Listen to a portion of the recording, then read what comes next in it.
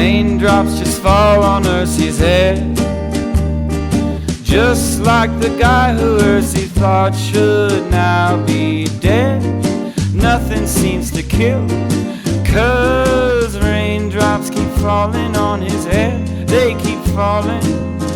And Ursi just done some talking to his screen, and he said he didn't like the way that guy does memes, buying 2 raindrops.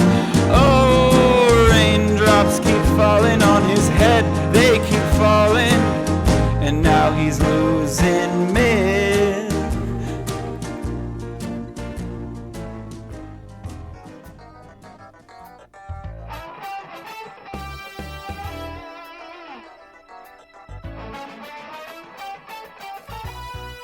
Hey everybody, welcome to another episode of Defense of the Patients. I'm Cyphus. I'm sitting across the room. I can actually look at you, though you kind of have a nice weird side angle for me.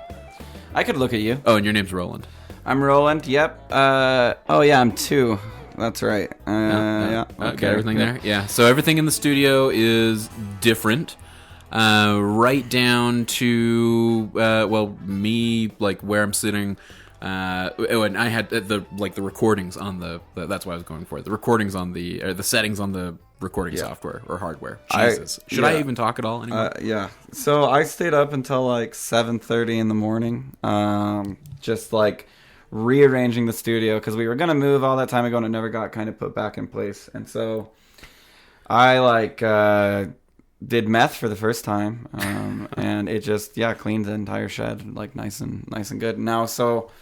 Now I'm like, this was really a drastic change because I came over while you were still like taking a nap. Right? Yeah, well, because Audrey woke me up. Like I went to bed at 7, probably like fell asleep because I watched an episode of Narcos. So like I fell asleep at probably like 9 a.m. and I woke up at like noon. Yeah, which waking up at noon but going to bed at 9 a.m. that doesn't mean shit, you know. So what were you doing last night? Had a long talk with somebody that needed to have it, and is this a question I should have asked you not on the air? Probably. And then played a bunch of Dota, and then I had this like moment where I looked at the studio and it's just like has been in this sorry like place for so long, and I was just like, ugh, like look at my life. Like I kind of had one of those like, look at your life, dude. Like look at your fucking life. I went inside. Audrey was asleep. Got the vacuum inside. Put cleaning stuff like paper towels and cleaning, and then like a broom and broomed up all like the cobwebs that had like I literally like cleaned the shit out of this place. Thought about cutting that tombstone that we have, the styrofoam tombstone, up into a million pieces and throwing it away. I'll just take it to my place, dude. Go ahead in your Mustang that can not fit that. I'll strap it to the roof.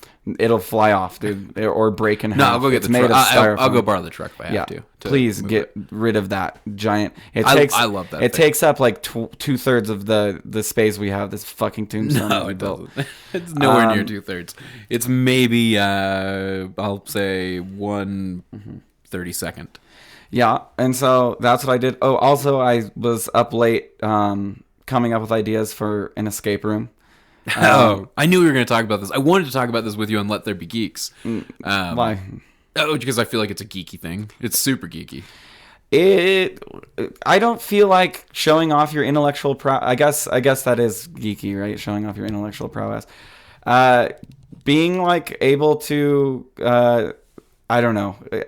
And this won't ruin it for anybody, but when we found that magnet, I knew. Nobody's going to go to that exact escape room. I know. No one will go. Do not live with. I felt pretty proud of myself to say it goes on the lasso, and then we fish. Yeah, that was brilliant, dude. I was convinced that magnet was worthless. By the way, no, I was not convinced. I looked at that thing and I was like, that little. Like, and then Denny dropped our lasso down a false wall. Okay, I want to defend myself there. Here was my thinking. Here's why I had such a weak grip on it. I assumed that it was a key, right? Which was, but that it was like a tiny key to that little padlock, right? So what I thought was happening was that you were picking it up just based off of your movements, me watching you attempt it. I thought that you were catching it on something and then it was disconnecting and you were pulling it up because you were yanking too hard. No. I was trying to hold on to it lightly because I thought, oh, it's getting hooked on something. So I was picking it up gently and feeling it connect, but it wasn't. It was because I was connecting one of the screws. They need to get galvanized non-magnetic screws to put in there, so that the only tug you get on the magnet is for the key, which I talked to. So basically, there's this new escape room that just opened up in our town, and I got hired more or less last night, Saturday night. We went Friday night, had fun, and then Saturday night we were basically there all night.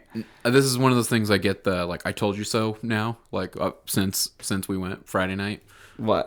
Well, because Bryn's wanted us to go do one of these for. No, I knew I'd like it. I just didn't I just didn't think that the puzzles would be so demanding. I thought that it would be like solve a tic-tac-toe.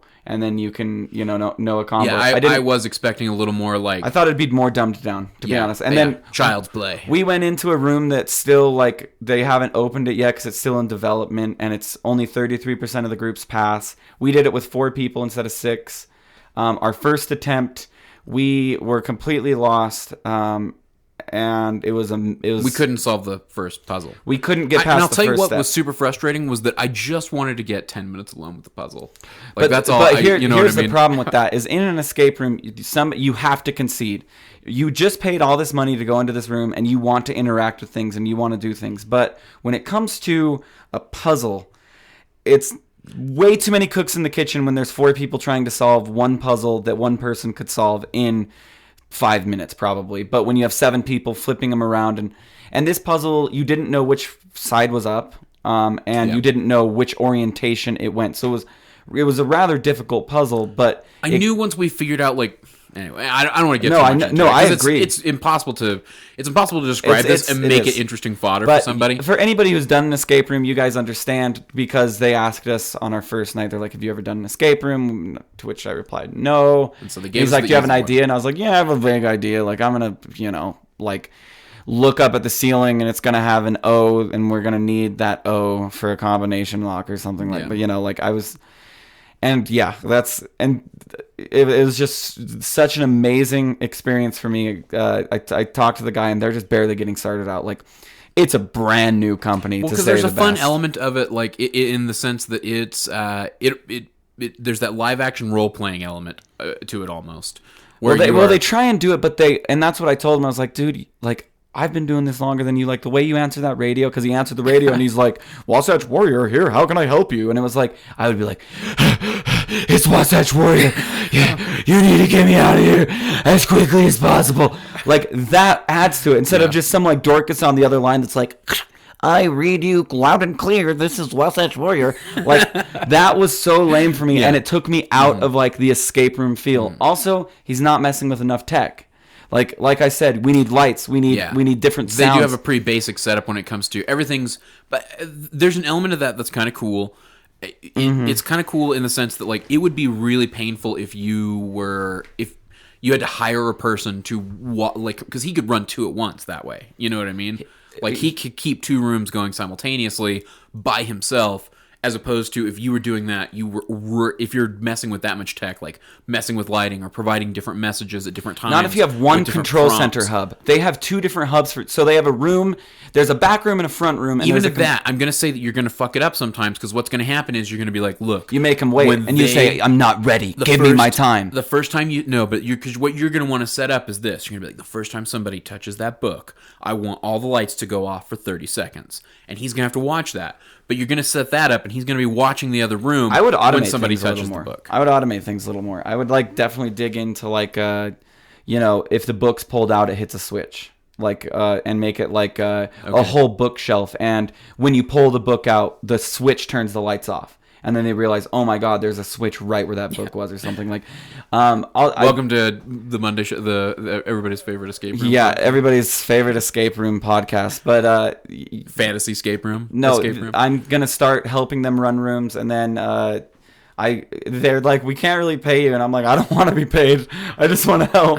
Because it was just such a cool experience. Well, we should go and do. There are tons of them around here. Yeah, no, I want to go do. I want to do a nationwide tour of all the best escape rooms. Not even the best, all of them. Like a Guy Fieri. I'll even spike my hair and bleach it and go through and what call it something like diners, drive-ins, and dives, like escape rooms, and escape rooms, or something like that. Yeah, and go through and solve them all. But it was extremely fun. It's really fun when you figure something out. Like there's just a lasso and a cowboy hat, and you just think, okay, that just goes into the theme. It's Egyptian. We know that like during like the late 19th century, a lot of people went over there, wearing cowboy hats. Like that was the attire. That's just the way the room is. It's probably a red herring. It's not actually, doesn't actually mean anything. Yeah. But come to find out that I had to grab the lasso and I had to tie a knot in the lasso so the carabiner would fit the carabiner attached to a magnet so I could fish for a key behind a false wall. I'll tell you why I didn't think you were right initially was just because we he had told us going in that like we didn't need to remove anything from the walls. And the lasso was like, it looked like part of the decor. It could be. So I was like, why? He meant you don't need to like take a picture off the wall. Like this was something that was the hook didn't come off the wall that held it. No, for sure. Like we didn't need to take the hook that held the lasso and the cowboy hat. But just to be able to be like, I know, because we found the lock that opened the top of this like I want to say like wardrobe. Think of it as a wardrobe, but it only opened like the top part of the box, so it opened the top part of the box. But what would be the wardrobe ceiling? What would be the wardrobe ceiling? But it's like 7 feet tall, so there's none of us were tall enough to even get a peek inside of what was down there. You had to use this really long lasso, and until you got a feeling. But the problem was they had magnetic screws built in, and I was like, that fucking ruins it. And he's like, it's not really that big of a deal. And I was like, yes, it is. If I'm to come here, first thing I'm doing is I'm going to buy galvanized screws. Mm-hmm. I feel I'm pretty sure that like could you just put like rubber over it and would that block it? Well, magnetism is a really weak force. It's because it only works when it's so close. So yeah, if you put like pads around it, that magnet wouldn't hook onto it. Yeah, that's what I was gonna say. I thought it seemed like a super But you can buy screws that aren't magnetic. Like not all metals are magnetic. You know what I mean? And I felt like that. But the room isn't done, so I'm going to give him a break. But that was like my big hang up, where it was like I felt like I caught on to something, and then I just kept feeling it fall off the magnet. And I was like, that's bullshit. And then you just dropped the lasso altogether, and then it was even worse. But no, we went to escape rooms. It was fun. I'm going to start helping there. I want to help them design the next room. And he was like, absolutely. He's like, we're always looking for new ideas. Like that's this job, is coming up with like interesting puzzle ideas. It's like, guess what? I've played every board game there ever has been. Like I think outside the box. I'd like to think, Yeah. Well, anyway, I feel like enough escape room. Yes, on to Dota, the real escape room of my life. Dota 2. You just can't quite solve the puzzle. I can't quite solve the puzzle to get out of it, and I can't quite even get that far in the escape room before it ends. But I did have a game today playing with Audrey. She was getting frustrated with me. We've been playing a lot of normal. She's not level 20 yet. It changed from, it's not level 50 experience trophy. It's just straight up level 20. You have a picture for like your level. Mm-hmm. She's level 18. And so she needs to be level 20 to play ranked. She didn't play enough international ranked to keep it. So we had to go back to normal. We can't even play ranked at all anymore with Audrey. So we've been doing normals, and I look at normals as like my playground. Like I'm gonna play techies. Yeah, that's how I've been treating it too. I played techies with Proud, and he's like, "This is bullshit. I can't believe you picked techies." And just had like the most wonderful techies game in the world. Where after it was like, "Well, yeah, I guess that was okay," like type attitude. Got from a Proud. Reluctant. Yeah. I want to hear confirmation on the Friday show. I doubt he'll talk. Maybe he'll talk about that game or not. But we were losing Audrey, and I don't care if I lose in normal. I'm trying new shit. I'm doing new things. I'm jungling new things, and she's like, "Will you just pick a hero that we can win with?" And so I pick Slark first, and they pick Tiny. They pick Disruptor. They pick like my worst nightmare heroes. And I still, I think the game ended around 30 minutes, and I had double Divine Rapier. That was not from drop. That was just straight up buying them, because I was like, instead of getting Scotty, I'm just gonna get a Divine Rapier. Oh my god. Instead of getting like, because I got my prereqs, I got my treads, I got my Aquila, I got my Echo Saber, I got my Shadow Blade, and then I got 2 Divine Rapiers, and almost got a Rampage. Didn't get it. I probably could have lost both rapiers and got it, but I didn't, like, because I had the Ultra and could have. I could have fountain dove. I could have probably killed them because they're tiny. I was killing in 2, like when one hit because the Echo Saber, because they're dun dun and it would kill tiny, and that was their tankiest hero. So I was literally just running around. It felt like passive bots. Like, I'm glad I've been practicing passive bots because that's how that game felt, and it all had to do with what Proud said a while ago, which is, what differentiates better players from worse players is they know how to farm better and they know how to get back. And there were several times that I had like 4 health and then regened on Slark and barely got back. And I farmed really well. Yeah. And that's basically what happened, and won the game so handily. And Audrey, she didn't quite have the perspective of what it meant, like, for a hero to have 2 Divine Rapiers and for me to like be fucking around to this level. Yeah. And so she was still like, all right, we need to like group, and I'm like literally behind their tier 3s, just killing them, getting triples, kills, and just because she'd like to play smart Dota though as well. But that's where she's at. I think I'll play smart Dota and ranked. Like she's definitely still learning a lot. Like, and she's learning. She quickly. Definitely doesn't have the feel for like when we're stomping. She know. I feel like she has an idea of when we're winning and an idea of when we're losing. I don't think she has an idea of how much we're winning, and I don't think she has an idea of how much we're losing. But she has like the basis of, I'd say we're winning, or I'd say we're losing. I got shit from Fafnir for always complimenting her ults, but I will defend that. She has a really good sense of when to ult on Crystal Maiden, but she doesn't buy. She loves Glimmer Cape, and I love that she like started that way, like instilled like. She'll use it on other people too. She'll use it on other people. She uses it on herself. She understands the magic resistance implication. The implication, I get that now. I went and watched the boat episode. The boat episode. That's such a great episode. It's the implication. Yeah. I think it's funnier that I don't get the jokes though. Boy, I gotta say, sitting on the other end sure didn't seem that way. I get it. I watched it. But yeah, no. With that being said, we had a game where, like I said, we had Tiny, we had Disruptor, we had Queen of Pain, who had the silence item, Jesus, Orchid. Holy cow. I'm just I'm out of it today too. I'm so out of it because I didn't get normal sleep. Like I said, I stayed up late and started early. I stayed up late, started early, then I was like, dude, I'm going to be useless. I didn't stay up as late as you, but I did start earlier. Yeah. So she needed a BKB, and that's what she didn't understand. Like, her ults, she started them in really good spots, but they would just get silenced or avalanched or disruptor fielded or glimpsed or anything and be over with, So she didn't do well that game, and she got down on herself and like, I just didn't play a good Crystal Maiden game. That was a really bad Crystal Maiden game for me. And this is where I felt like she learned something. And I was like, no, you play the same Crystal Maiden you've been playing. Like, you played exactly as you always do. Let's look at their heroes and why you didn't do as well as you feel like you normally do. Every single hero can stop your ult even when you're invisible, for the most part. Yeah. Well, 2 of them could, Disruptor and Tiny. Well, yeah, and she's also like first picking that CM a lot. Well, they're not countering the CM. I first picked the I know that. Right, they're not countering. My point being that they're not countering the CM. But it's not like she's taking time to like select a support that's going to definitely dominate every time. Mm-hmm. She's kind of rolling the dice with CM each time, which is fine. Yeah. But because there's at least that. I think that's why CM's a great starter hero, because at least you have that element where, hey, at least when I'm alive, I'm doing something for the team, and you can build items that support the team. I put on a YouTube video of like BKB is what I typed in. BKB Dota 2. I just found some video of like, look at what a BKB does, and just for her to see like, oh, when those people go yellow, that means, oh, that makes so much sense now because I couldn't. Oh, okay.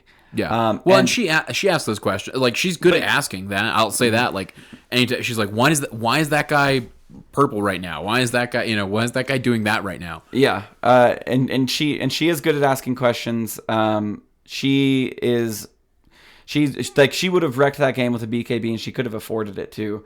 I think instead I can't remember what she built, because usually like Audrey will get like Tranquils and Glimmer and then buy support items. Also, she bought like 16 wards in a 30-minute game, which I don't know if that was like maximum. She bought the most wards of any team. Yeah, for her sure. timing for paying attention to wards, for paying attention to courier cooldowns, like it's really good. Like, yeah. and yeah, I am gonna be like Fafnir, like always complimenting his wife on that. Like, what I say in return to Fafnir is I'd much rather compliment her on like what I'll say often to her is good instinct. Because that was the right time to ult. You just didn't have the items to protect yourself. Like, good instinct. Yeah. Good instinct to, when they're coming down the lane and they can't see you and you're behind a tree, to start the queue then. Like, yeah. Good instinct. No, she definitely gets some good ults. Oh, she lives for that ult. She's like, yeah. I was like, I'm Slark. I need level 6. My lane's going fine. Please leave. And she's like, fuck you, Josh. I need level 6 too. And like, because she loves it. Yeah. She just loves standing there and watching herself spin in a circle as people die. She got her first triple kill, and it's just yeah. Have your wife play Dota and get a triple kill with a CM ult, and you're gonna be fucking proud. Okay, you're gonna be proud. Yeah, I am. Yeah, I don't know. Fine. It's it's all about the instinct, and I really feel like if she would have started when we started, she'd be better than us now. Be interesting to see. Yeah. I really like she's. Yes. I could never believe that she didn't get into it when we did, because the fantasy setting I felt like was kind of right up her alley. It's not, but it's not her type of game is like to level up and like to think deeply about like, okay, now I'm a level 7 rogue. So at level 7, like I'm using D&D for reference right now, but like a level 7 rogue, I now have these proficiencies available to me. I now have these, items available to me. This many more hit die, like I've always viewed but here's the thing. Okay, you and I like we like a lot of similar things, right? We like strategy games. We like we I think you can umbrella it to we like using our brain. Sure. We like challenging our brains. But I guess my sentiment being I just always was surprised that she didn't get into it, because it's a good game. You know what I mean? And she likes good games. It's a good game, but it requires so much input as far as like... Or it requires extracurricular time. No, it requires input as far as you're dealing with a keyboard and a mouse. You know what I mean? Whereas Catan is a good game with your brain. You know what I mean? Sure. And all you need is your... Well, my point being, like, she always got into... She still got into... arguably, there are more controls at times with... Neverwinter Nights Online? Yeah, and although that's turn-based, not necessarily. It wasn't turn-based. Neverwinter Nights Online. Oh, yeah. Which we got into. And Neverwinter Nights is separate. Oh yeah, separate. Yeah, Neverwinter. But yeah, Neverwinter sure. On the MMO that we played. But I mean, so there's some real time strategy that, like, I mean, she got in, like, she figured it out. Like, we got to a point where everybody was doing their role. Like, she was providing DPS as a rogue, you were providing DPS as a mage, I was providing sustain as a priest. Like, we all got into our roles and our positions and like figuring out how to do that shit. So anyway, it didn't surprise me at all with Dota, because I just felt like it was too much for her. Like with last hitting, and also we were starting this podcast, and she was just, I think she took like the prideful route of like, whatever they're doing, fuck them, like I don't like it. And then finally she was like, okay, they're just gonna do this all the time, like I'll join, I guess. And now I get woken up every single day to, hey, and it's like, hey, and she's like, it's like 10, and I'm like, oh gosh, okay, I'll get up. And she's like, let's go play a game. And it's like, all right. And then I come out here and I play a game of Dota with her, and then we go get lunch or whatever. Like, it's actually become really fun. And somebody on stream today was like, will you please talk this whole game, because my girlfriend's listening, on why she should love Dota. And I was like, well, she shouldn't really. Like, I was pretty brutally honest. I was like, she shouldn't love Dota. It's kind of, a soul-sucking game. If you have a job, you really don't have any more time for your job in Dota. Like, it's pretty much job in Dota and maybe a barbecue once a month, and then that's about all you can fit in. But if you play with your significant other and you're both patient with one another, and you can find some ground where you're having fun, laning together or learning new things together. Yeah, it's a good time. I have a theory. I have a hypothesis. I believe that as she gets better at the game, you two will get more and more pissed at each other. That's already starting to happen. Like because I know that if nobody is in my safe lane, opposing me, Jesus, I'm like really grasping for words here. Like my vocabulary is all of about 12 words, and like it's hard enough just to get you to sing that song about poor Ursi. I know. So like if I'm in safe lane and both their heroes are missing, we've already called it. They're just creeps. I don't want her there. And today I finally was like, go mid or go top. Like leave me alone. I'm free farming. I'm level 4 as Slark. I want to get level 6.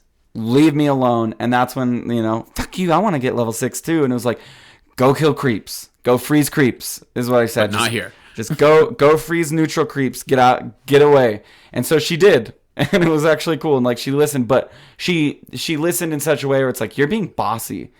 And it's like, I know that that's the right thing to do. And I know like people would agree with me that Crystal Maiden doesn't need to stand there and lane with me. Oh, I just mean I think it's going to be... what's going to happen is she's going to get... There's going to be a lot of challenging my knowledge. There's going to be some of that along the way, but like there's going to get to a point where she's played long enough that like you can't like...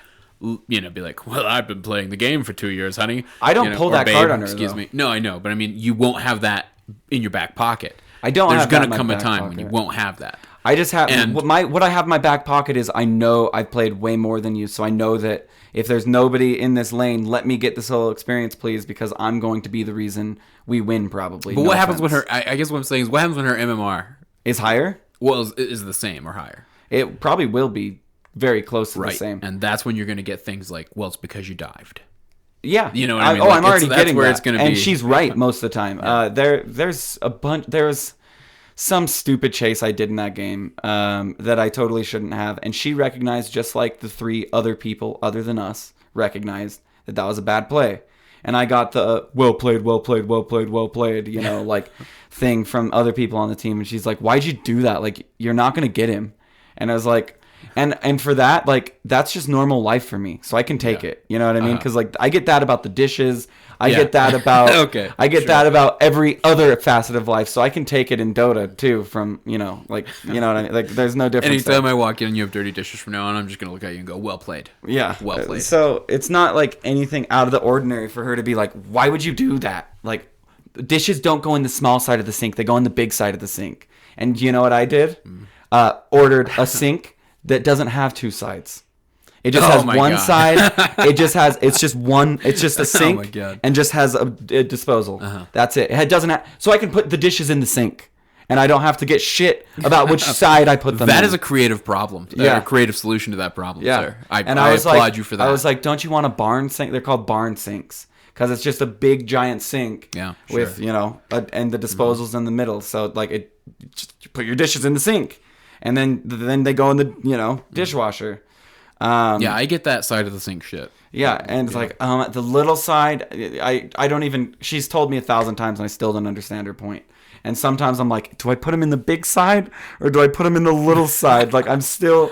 It's just because I turn like my listening part of my brain off when she's telling me like those trivial things that like honestly mean nothing to me. You know what I mean? Why is it's I don't know. This is a conversation we should not have on the show where girlfriends Audrey doesn't listen to this, and she'd be like, I wouldn't listen.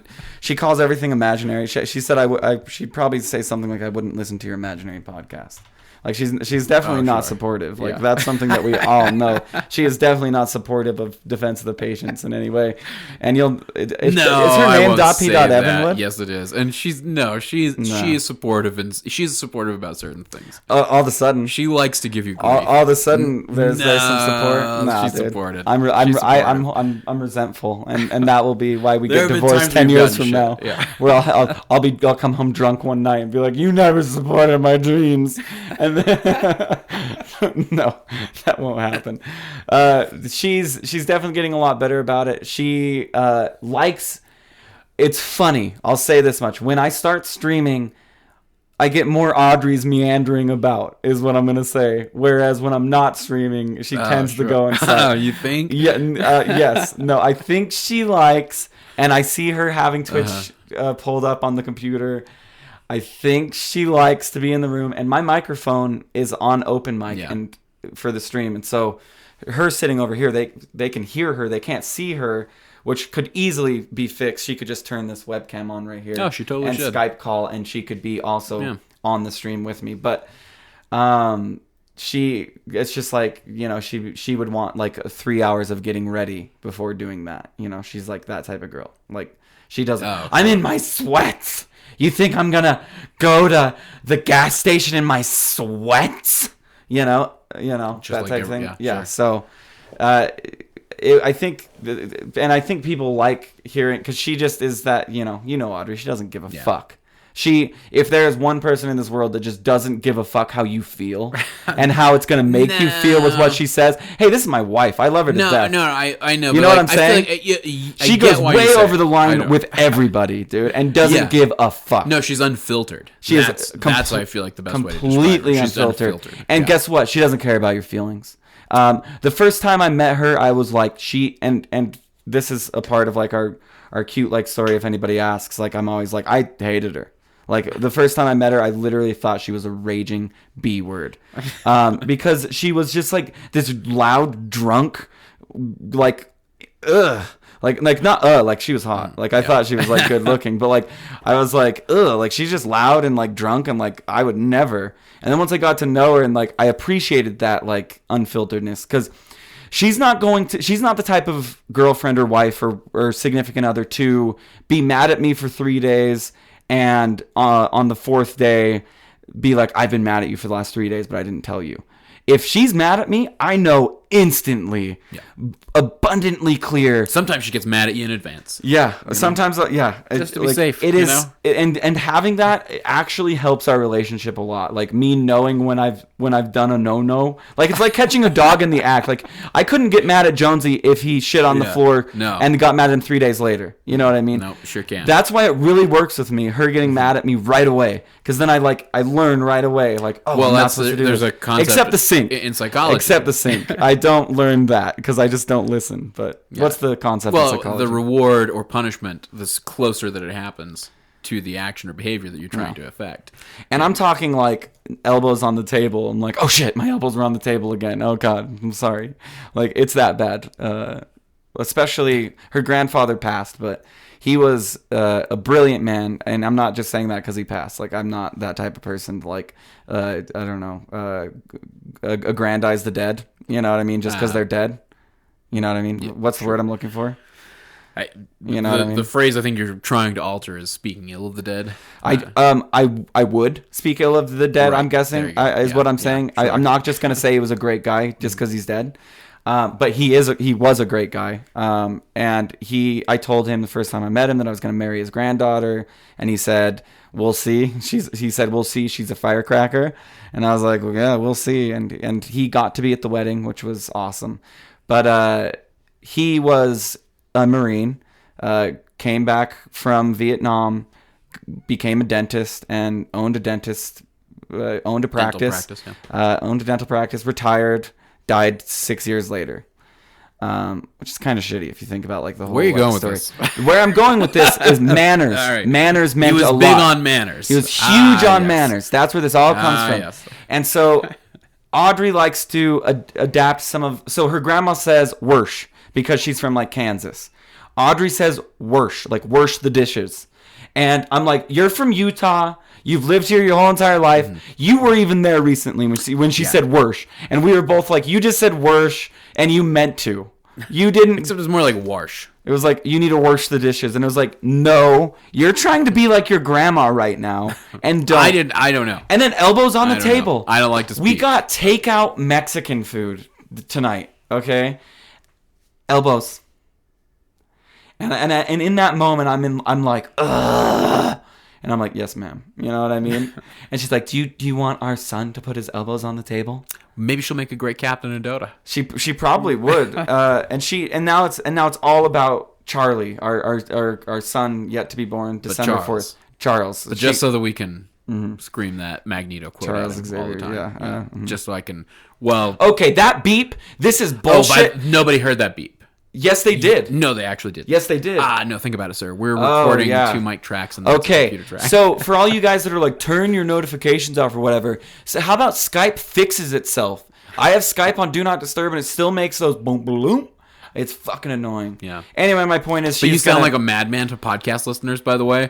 Because anybody who hears this, I went back. I only know this because I listened to one. Because we don't have anything recording from the computer, so that's why they're not hearing it. But I only know that because that thought only crossed my mind because I went back and listened to an episode a couple. We probably weeks back, did sound like crazy people. And you were just like, "What?" You're just screaming at the computer, and it's like, "Hey," it's like so nobody stupid. knows what you're talking about. I went to notifications. I inputted blank sounds. So that it wouldn't even... So if it was to notify me, because I tell it not to, it would notify me of a blank sound. It was Proud's idea. Proud's like, "Hey, here's some clips of just literally nothing. They're MP3s of nothing." Oh, that's brilliant. And then you input those as your notification sounds. So if it's going to notify you, it's going to notify you with a nothing sound, right? Right. That didn't even fucking fix it. And so, like, I want to punch Skype in the face. Yeah. I can't wait until Discord takes you over, you shitty company. But if you want to advertise with us, like, we love you and like your product's great and the share screen functionality is excellent. We're gonna take a quick break. When we get back from the break, we're gonna talk about Dota. I would like to talk about us leaving our team and the reasons for that. Yeah. Hello, everybody. This is Roland from your favorite Dota 2 podcast, Defense of the Patience. I am asking a lot of you on this commercial, and that is to go to defenseofthepatience.com, and in the top right, you will see a survey. This is going to give us money. Money that we will spend on terrible things, probably. I've always wanted a monster truck, and if you can help me achieve that, I'd really appreciate it. We've been doing this for 2 years now, and I now have a chance to get a monster truck, so that's pretty exciting for me. Check out the survey. If you don't want to fill it out, don't. But we do need some of you to fill them out. I'm totally rambling here, and I probably should have a script. But I don't have a script. And so this is going to go on for another 10 seconds because you're supposed to have a minute. And I'm at 52 seconds. Please go to the top right of defenseofthepatience.com. Help me make my dreams come true. Thank you for listening to Defense of the Patience. And we're back. We should address the reason we're not on the 82L team. The .p heart or .p less than 3. Yeah. It was too hard. We're actually kind of busy. Yeah, I feel I feel bad. And Joy Thief was busy. It was hard to practice. It was hard to do everything. And then when it came to game time, Joy Thief could barely make any of the games, which I'll be honest, like, the reason I wanted to form that team is because I've wanted to be on a team with Joy Thief for a really, really long time. Because he was the first person I was on a team with. Yeah, I've always had the most... not like I've had the less fun with any of the other people on that team in particular. Mm-hmm. But yeah, Joy Thief was kind of the inspiration behind all that. It was shitty to not have him available for some games. For most Beast, of the practice. And Beast is awesome as well. Yeah, like we from beforehand. And Nameless, like one of the .OGest of the .P OGs. Mm-hmm. God, he was like 4 when he started listening. That's right? Four or five when he started listening. But like... you and I can usually only practice sometimes at the same time, but like it's like one game a night, and then it's like I have to like disconnect from the game to get because Proud and Ursi are ready to record the second half of Theorycraft Thursday, or we can't play at all because Andrew's using the studio to record with Flub for Try Hard Tuesdays. And we're ramping up now with Let There Be Geeks, and we're going to have to be recording those shows sometimes. And unfortunately, that's going to mean like when we're not playing Dota. And for me, that means when I'm not at work and not playing Dota. So something's got to give to expand it. And we can't play Dota while a recording's happening, or you'd hear like click, click, click, click, click, click, click, click, because we love our mechanical keyboards. With the exception of Theorycraft Thursdays. That's the only time we get to play Theorycraft Thursdays, Dota. we can play Dota while they're recording.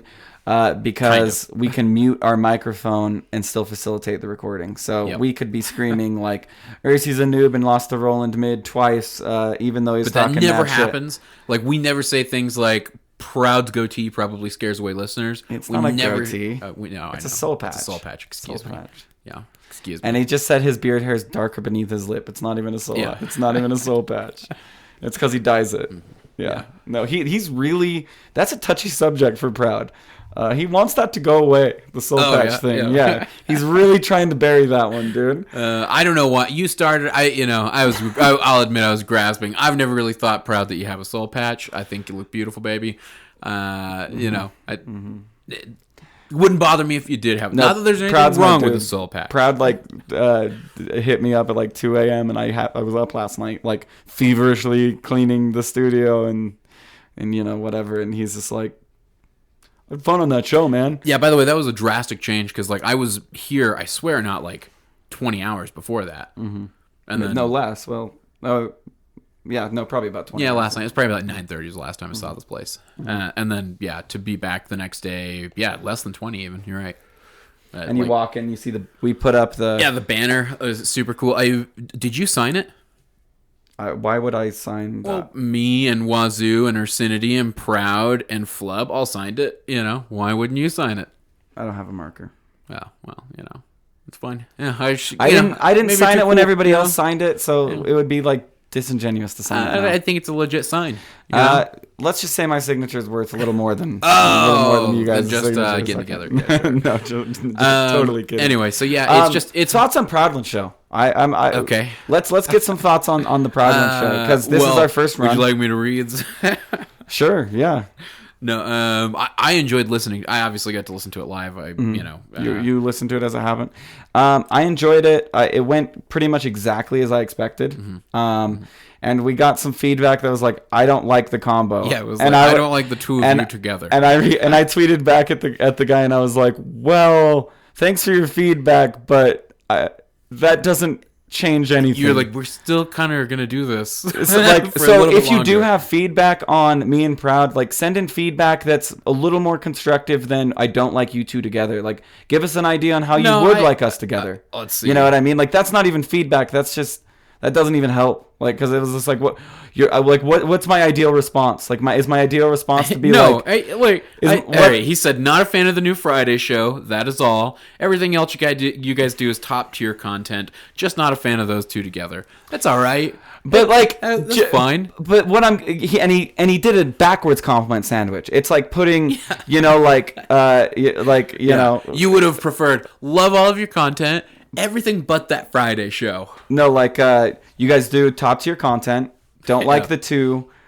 Keep doing what you're doing. People love to say keep doing what you're doing, and it feels like an order. And I'm just like, yeah, I will. Yes, sir.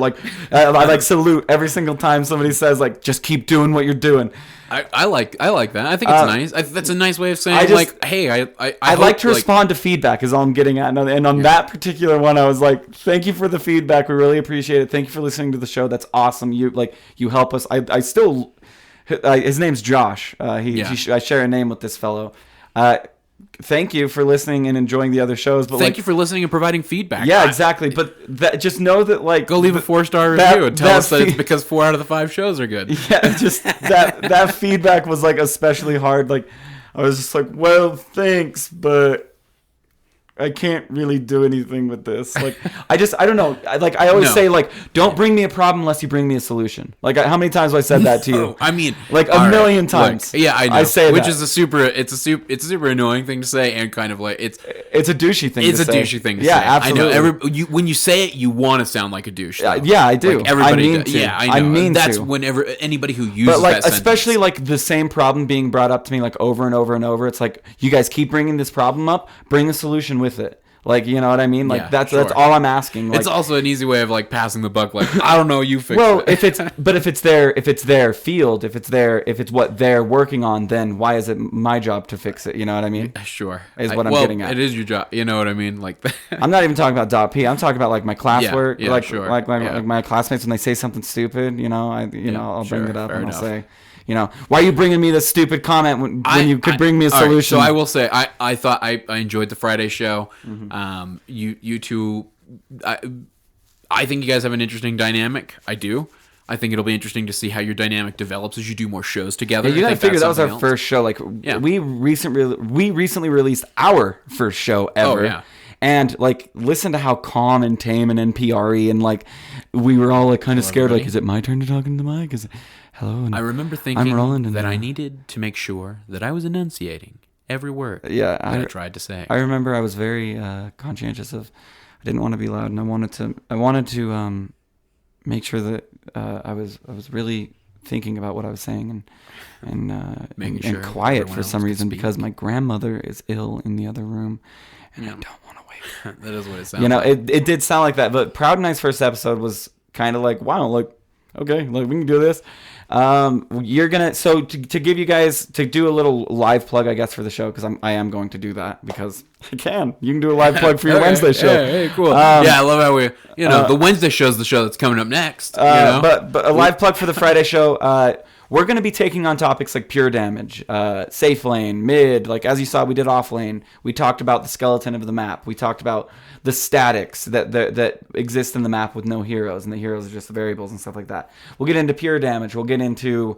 It's going to be mostly educational. I felt like Proud re-listened to it. I have not re-listened to it, but he has gotten a ton of feedback from a lot of people saying that a lot of the topics that that's why it's all Proud and half of me. My whole job is just to extract information. I hate the tagline. Kill the tagline. No. Yeah. No, it's my show. Fuck off. Okay? I have complete control. The audience couldn't see you show. flip me off as you said fuck off. Yeah, fuck off.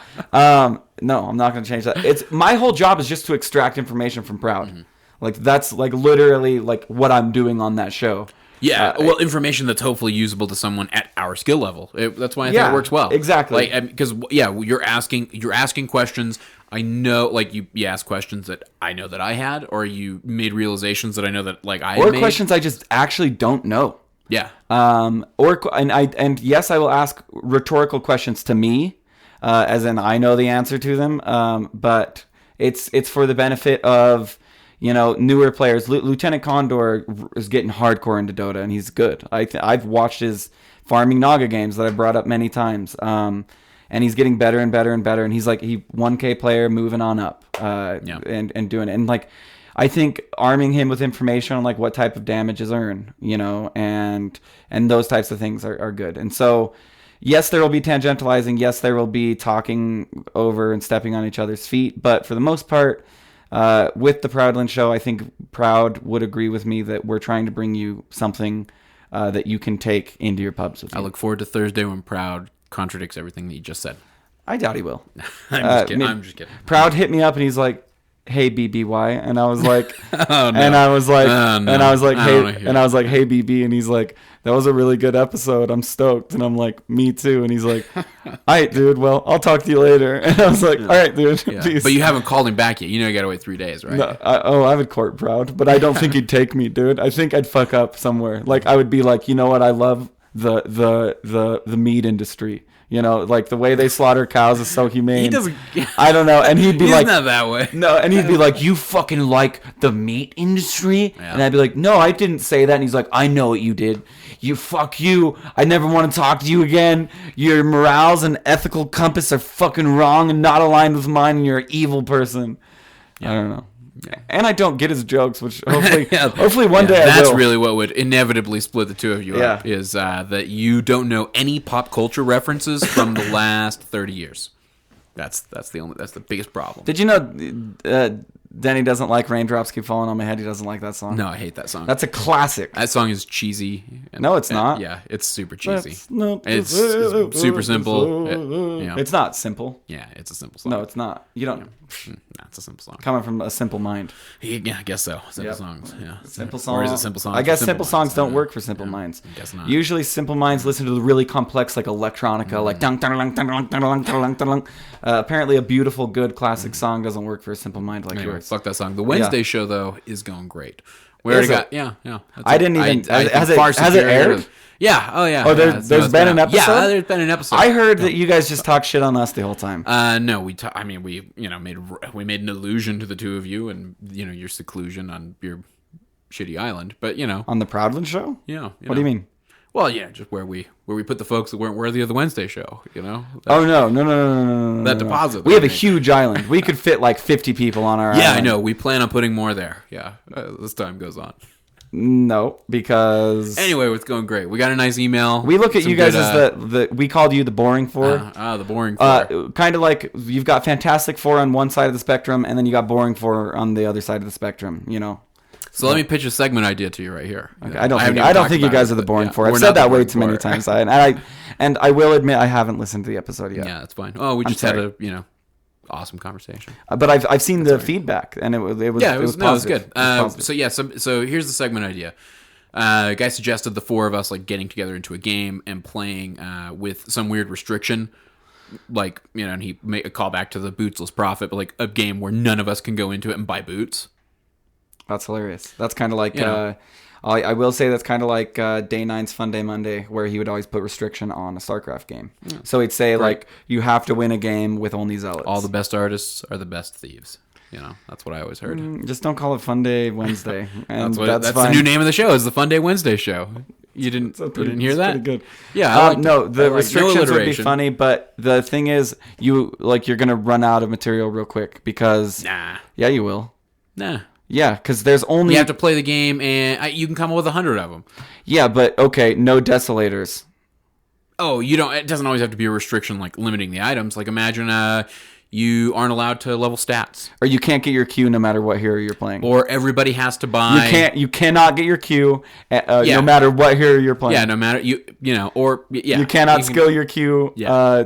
And that's what I'm saying. Like, you can do that kind of shit, hilarious. Or everybody must buy. If you guys ever need a fifth, I've got. Well, I was thinking the fifth could be whoever makes the suggestion that we pick. Oh, that's brilliant! I made the Q suggestion, so you can be there for the no Q game. Okay, and for you can just play Drow, and it'd be like every game. Yeah, because that's literally like, I don't even want to get into it. I don't play Drow like a safe lane Drow. Yeah, I don't play Drow like other people. I don't play safe lane Drow. Yeah, I play jungle Drow. Jungle Drow. Yeah, that's my preferred. That's pretty much. I just feel like a value point, especially before level 11. That's what boggles my mind.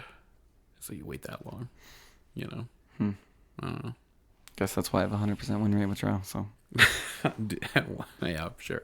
I do. I'll let somebody fact check that. Over 175 games. Somebody suggested to us that we should put links to our Dota buff accounts. For all the hosts. Oof. Okay, so on my stream, it's not just my stream. Everybody on the .p network should be streaming up there. I'm just picking up everybody else's slack lately.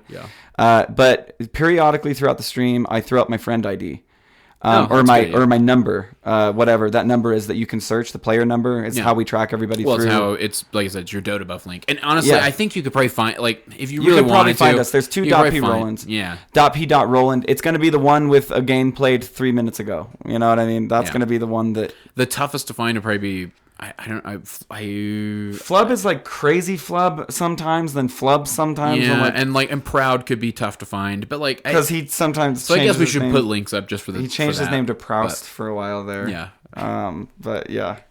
Other than that, no, we'll do that on the website. New website coming out. To hype that up. All right, I want to tell one Dota story before this podcast ends. You lost the end.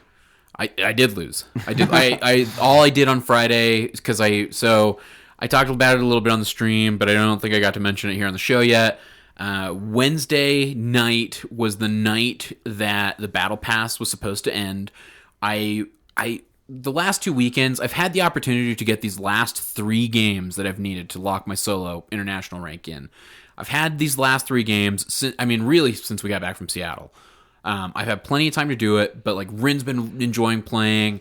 I've been getting hit up by various folks, and it was fun, like playing party games with everybody. And I was feeling that camaraderie coming back from TI, and I felt guilty not just jumping into the solo. I never feel guilty. And so yeah, so I when we got back from Seattle, I had 5 games. I got it down to 3 games, 3 solo games that had to be played before August 31st.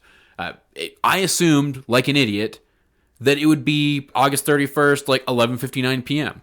I assumed worst case it would be Eastern Standard Time. But you know what it was? More likely, it was UTC. Oh, it was? Oh, that makes sense. That makes sense. So I didn't get I got one of my last 3. I bet 500 fucking coins. I had just gotten that coin increase as well. I bet 500 coins. I win the game. I get I get another level. I'm thinking, yeah, I'm gonna sail. I'm gonna win these. I'm gonna win these last 3 games. I got that first one out of the way. I have 2 left, and then they push the patch. Yep. And I can't lock in. I didn't end up locking. So I don't get to lock. Now I have to go play 10 games. I'm like, you know what? All right. I was gonna play 2 games anyway. Let's do it. Start playing some solo games. I get 2 out of the way over there. 1 win, 1 loss.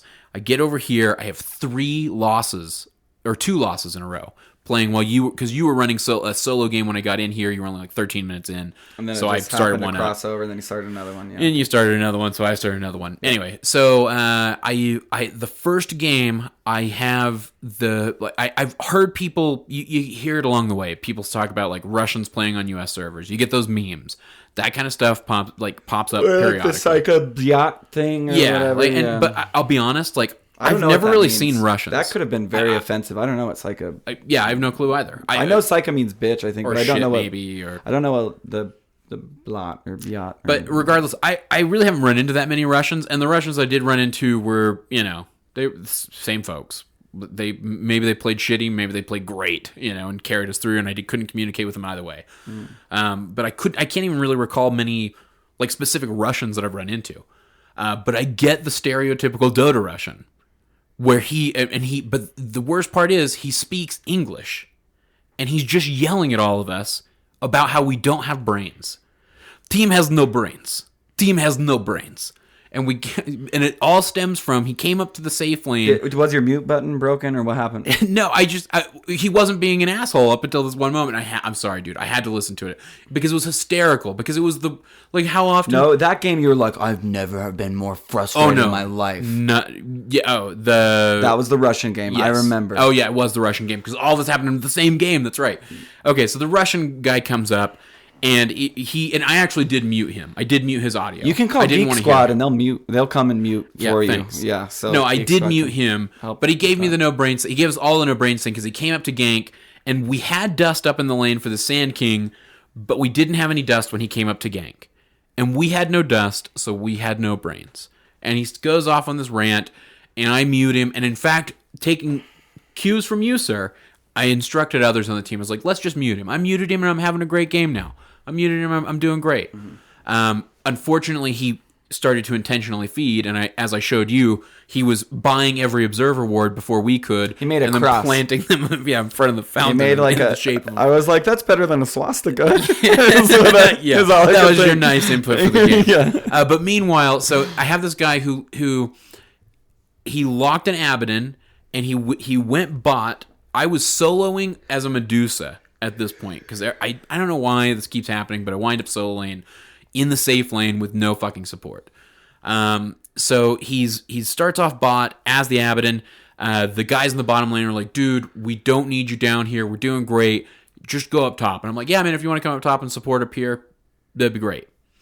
So he comes up, and there's a Sand King in the lane. He's being super aggressive with the Sandstorms. He's pushing the lane, but he's not like getting much out of it. And I'm actually denying a lot against him, and I'm getting last hits against him. In fact, it's even easier because he's pushing it up underneath the tower, and I'm just sitting and doing the old count to 5 and hit, count to 5 and hit, count to 5 and hit.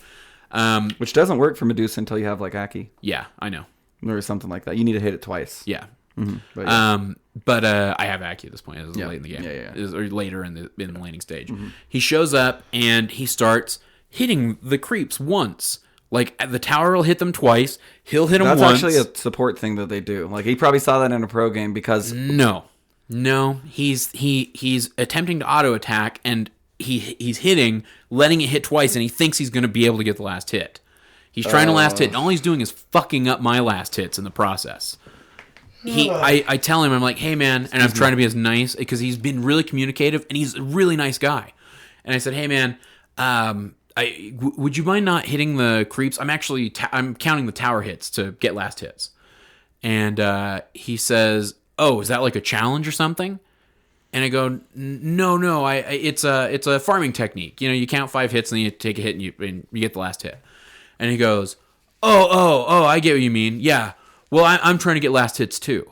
And I said, yeah, well, I'm a Medusa. I just wanted to farm up if that's cool. I'm like, this is no shit my tone, everything with him. I even continue to be super friendly with the guy after he says this. Well, I mean, everybody needs gold. And I said, yeah, but I mean, you know, some characters need more gold than others, right?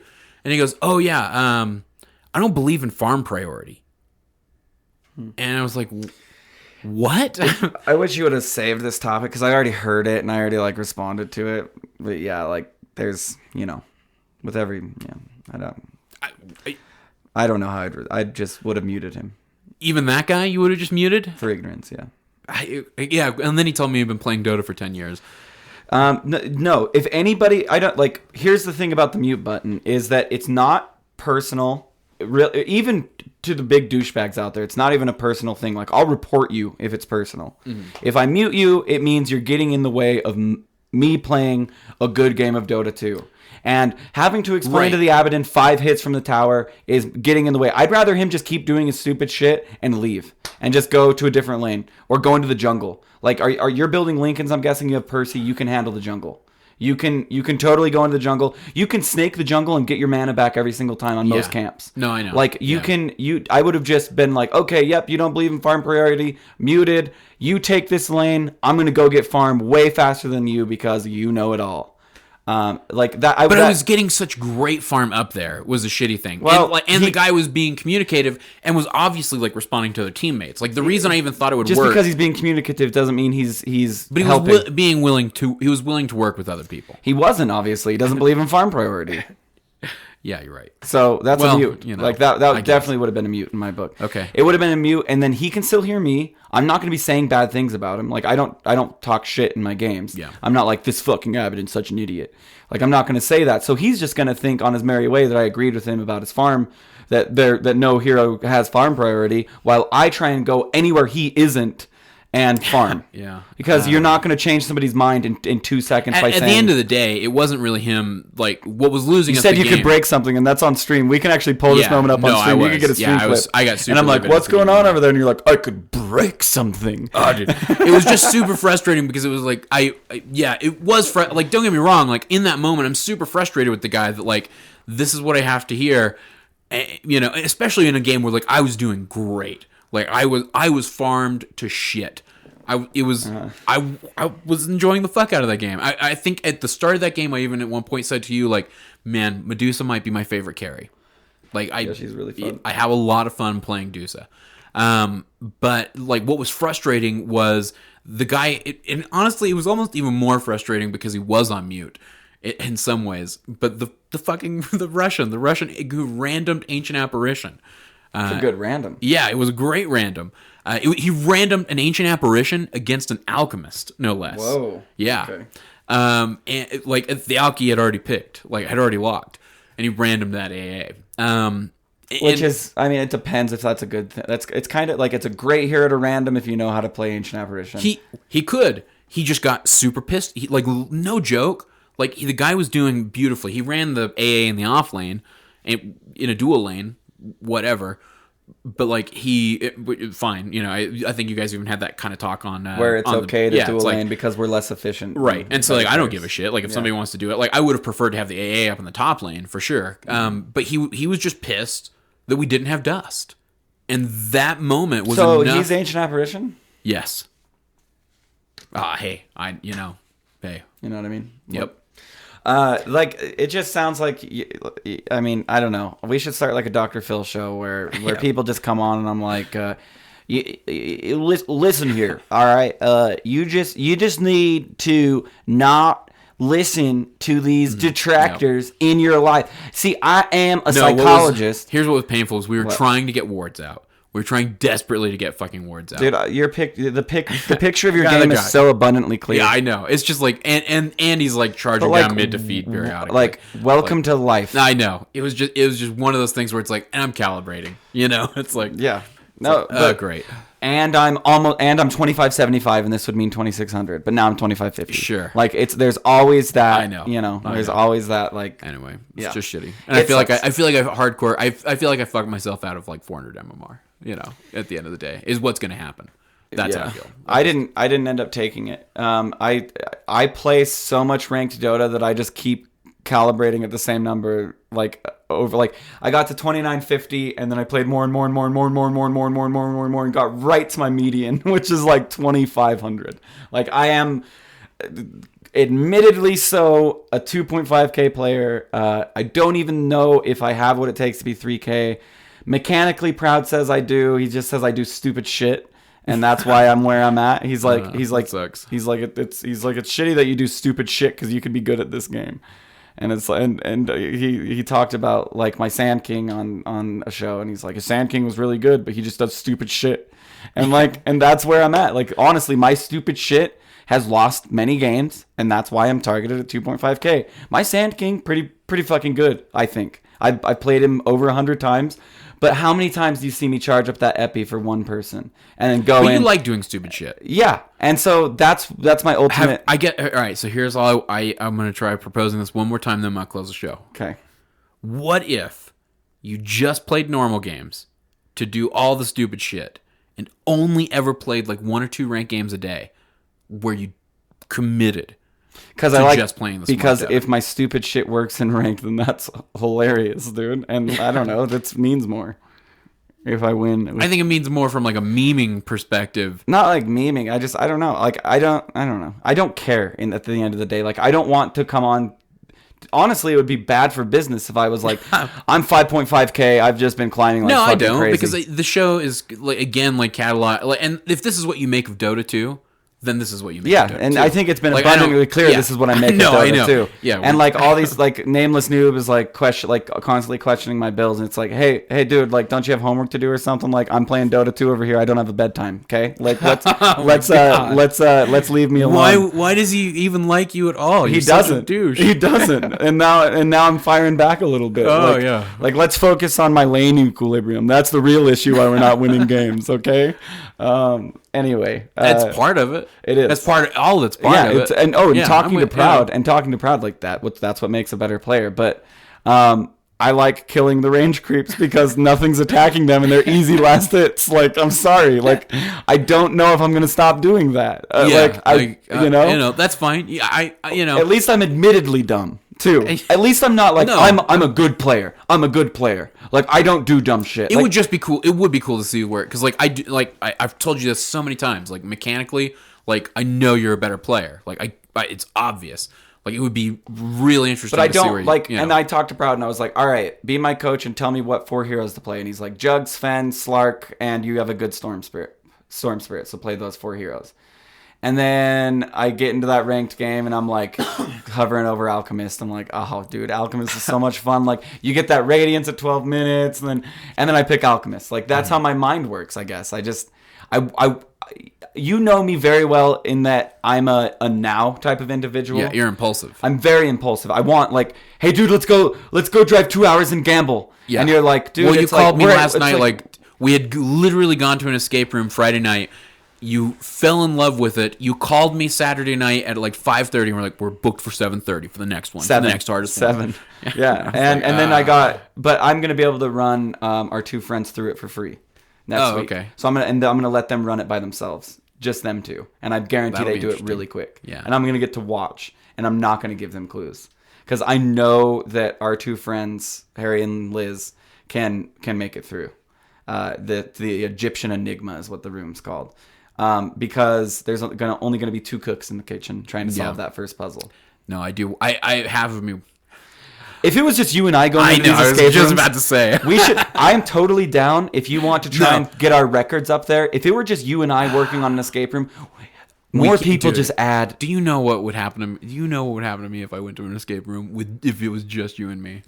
You know what shit I would get. Just just do this escape room again, and then she'll be way proud of you because we'll have already solved it, and then you can play. You have to play dumb for like half of it, and you have to be like, God, I don't know what this anagram means. Like, how could it? Like, maybe we're supposed to put it in front of the mirror. That's just me wild guessing. Like, do we put it in front?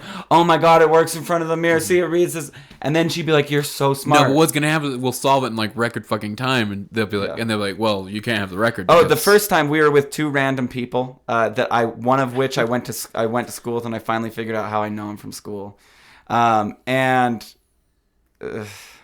they just got in the way of things. Like, it was just like, I just wanted to be like, hey, there's a corner over there, just sit in that corner. Because the rules of society, you know what the problem with that was, and then I'm going to close the show. I swear, the rules of society dictate that I have to allow their stupid ideas to go through. No, you have to listen to their stupid ideas and acknowledge them and try them. Yeah, and I have to try. That's even though you know it's wrong. Even though I know it's wrong, and it's so far out there. She was coming up with like, it's 11, 9, 4, and 3, and it's like, we don't have a lock that can do 11. Locks are 1 through 0. Yeah, and it's like, no, the first number has to be 11. I'm like, well, that's not possible. Yeah, like, this is a combo lock where it's 1 through 9. You've generated 0 through 9. 4 numbers, but 5 digits. Yeah, I have 4 digits to work with, and it's like, could it be these 4 numbers that I've already found? I don't mean 4 because it was one of those things where I just want to be looking. But everybody 4 wants numbers the glory. Is different from 4 digits. Everybody wants the glory in that room too. Everybody wants to be the guy that like finds that like, holy shit, you thought so outside of the box just then. That's the problem with doing it with strangers, is that too much ego gets in the way. At least when it was just like if it were you and I would be, I would scour, you would start. Like, I would scour, you would start I'll do the first things. puzzle, you'll find the next thing. Like, I'll scour everything, I'll find interesting things, and I'll note them.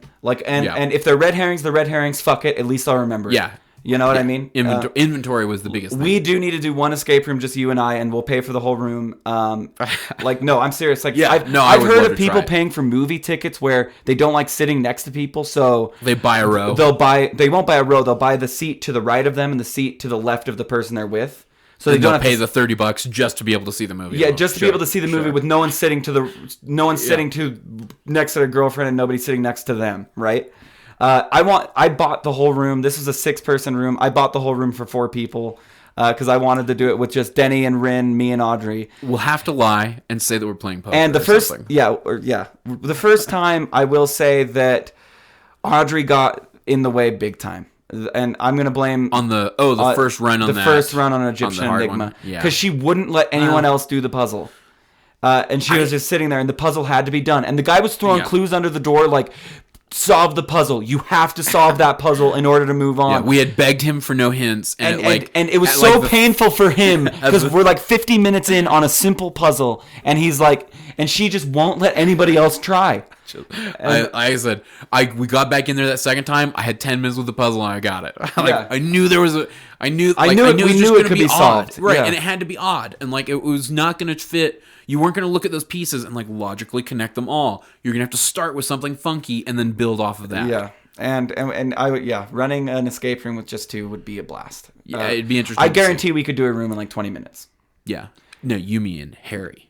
You're starting to add further, like, you're right. I think 3 further complications. So 4, they say because I just took small group whatever class. I'll say they say 4 is the ideal group size. Yeah, but I do think our 4 was good. I also think that it helped. We should have gone to dinner beforehand, so that nobody was sitting there hungry and angry and pregnant. That might have Audrey helped. was so. Every time I tried to help with the puzzle, she's. Josh, stop. Okay, fine. Nobody's doing the puzzle. Nobody's doing the puzzle. I was like, no, we gotta do the puzzle. Yeah. And it's like, let's just look for other things. It's like, no, we like obviously have to do this puzzle first. That was entertaining. This is all shit we should never say on the show. Anyway, trouble. I wanted to get it. All right, I'm gonna start the plugs. I wanted to get into escape rooms on a new show called Let There Be Geeks. And at some point we'll do another big escape room episode. Let There Be Geeks. We're launching it now. LetThereBeGeeks.com, at Let There Be Geeks on Twitter. You can find all that. We're going to be reviewing season 2 of Narcos coming up. It's a new show. Giving it a shot. See what you guys think. If you're interested in it, check it out. If you want to find us, we're at defenseofthepatients.com. Follow us on Twitter at @p_show. Let's see. Check us out on Facebook, on Stitcher, on iTunes, all your favorite podcast apps. Defenseofthepatients@gmail.com. I think I'm finally caught up on all the email there. We have 2 new reviews. One that is best read on Proudland. One that is best read on Theorycraft Thursdays, probably. Okay. So we should definitely get to those. There was one that was like hardcore love and proud, and I did not recognize the name, and I'm happy about that because I hardcore love proud too. Yeah. No, somebody wrote the reason I say that it should be on Proudland is because the episode or the review covers both you and Proud to some degree. It does. So. Oh yeah. No, Proud's just real quick. Proud was one of those types of people, and this has only happened with a few people. You being one of them as well, where like there's no introduction necessary. Like we just kind of like. I don't know. I was fast friends, just really fast friends. Yeah. I felt that way, like definitely most with Proud. Like I don't know, like we were on like the same, like sarcasm level, the same loudness level, the same obnoxiousness level. Like we were both really loud and annoying, and it was great. And yeah. And I love the Proudland show. It's the best show on the .p network for sure. What do you think about me starting the week and ending the week? I think it's dangerous, but god damn it if we aren't trying it. Oh, yeah.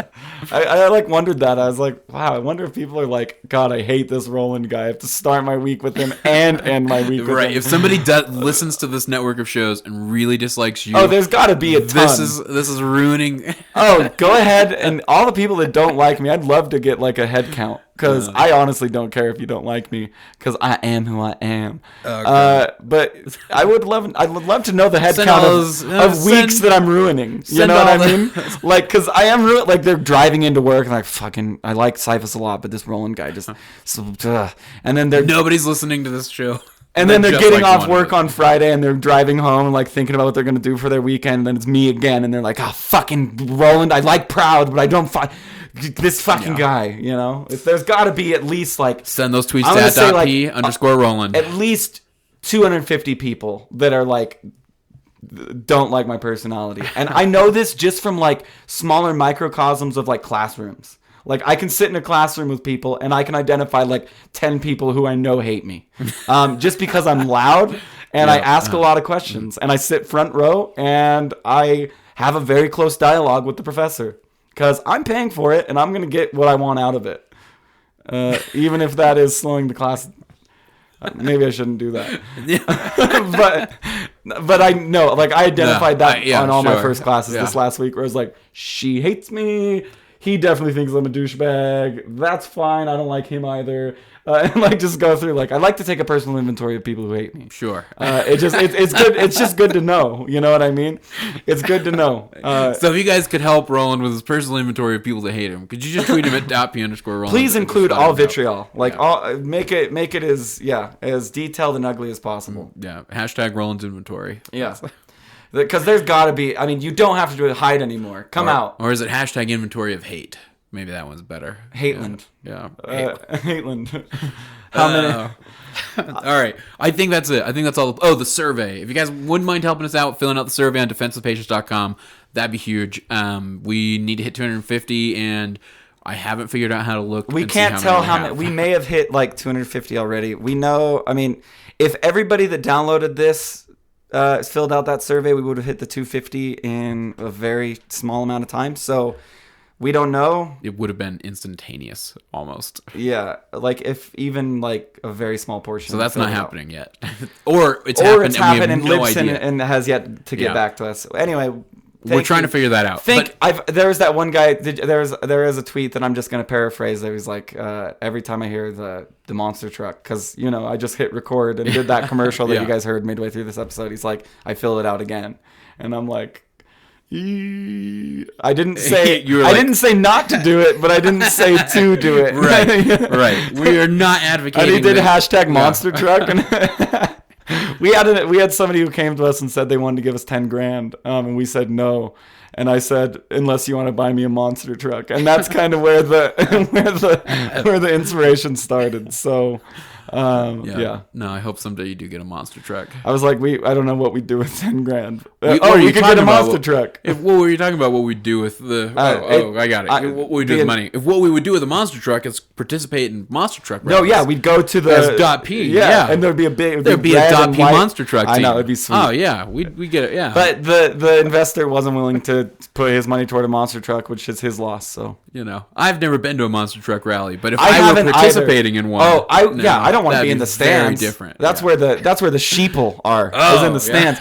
If you're a man, you're in the monster truck. That's right. Crashing into other monster trucks, fucking being a badass with flames coming out your exhaust. Yeah, with .p on the hood, and our license plate would say Lil Grudy. Let us be Rocket Life in real life. Rocket League in real life. Yeah. Anyway, did we get on plugs? Then I'll say one more time. Defense Patient subreddit, Jay Gucci admin, awesome guy, thank you very much. And of course, on Wednesdays we got Grouty running the in-house leagues. If you want to sign up for those, Grouty's such a goddamn. He gets a lot of shit, and the reason he gets so much shit is it's because it's like 5th grade, and you like a girl likes you, or you like a girl or something, and you're like, or whatever, and you you do the playful hitting. Like that's all it is. I want Grouty to know that like, dude, we all really like you. Like, I want you to know that. And like what you have done for these in-houses. Oh, they run so smoothly compared to. Like, I was gonna make a made the trains run on time joke, but I don't want to compare Grouty to Mussolini straight up, No. But he's doing things. He's getting shit done. He's doing a great job, and all the behind the scenes stuff that he's doing. No, everything is Grouty for those in-houses. And Blackheart, she helps with the adminning. Fafnir, the folks who are casting all stuff. But Grouty's doing the organizational and creating the slides and actually making sure it's on time. And the way he did the giveaways was awesome. Like, Defense of the Patients paid for the gift cards. They didn't pay for all the random shit that Grouty gave away. They only paid for the gift cards. So I want you to know that Grouty gave away like other shit out of his own pocket for the season 2. But the way he did the giveaways with like the X going over it, he makes good overlays. Yeah. He didn't know he didn't know Alt for crop on XSplit. So he was cropping everything by numbers. Oh, Jesus. And I was like, oh, by the way, I don't know if you know this, but you can hold Alt and just crop that way. And he's like, oh my God. You have and this is after he's made all these beautiful overlays. And I was like, yeah, they are gorgeous. It was like, Jesus, it's high production value on and they're just getting better and better. And so be sure to tune in and watch them and sign up through to the Discord. Just go to defensepatients.com, click the ladder tab. That's where you can see the current ladder, see who's got the most dot points going right now, and you can also get the link to the Discord. It's the only link that's in there. You click on it and then you're in. Yeah, you'll see it. It's obvious. It's a Discord. We do need to make it more obvious because not enough people get we're there. Partnered with Discord now, so we're gonna have a custom invite URL. Oh, cool. So it'll be something easy to remember and that we can. And I'm gonna work on getting Twitch partnered too, because I'm getting hit up about that constantly about getting Twitch partnered. Well, we have this guy that listens to our show. I'm pretty sure. I just found out tonight. I'm not gonna say who. That has quite the following. That favorites and retweets a lot of things that we put out, and his Twitch staff. So, if you're listening to this, we love you. I don't know how you do it. I don't know which back alley we got to go down, whose car I got to get in, how much you got to pay. But I'm watching too much Narcos. I'm willing. I'm willing and ready. So let's. So on that note, yeah. All right, folks. Only on the show can the plugs go 20 minutes. All right, until next time, this is Cyphus for Roland saying good luck and Godspeed.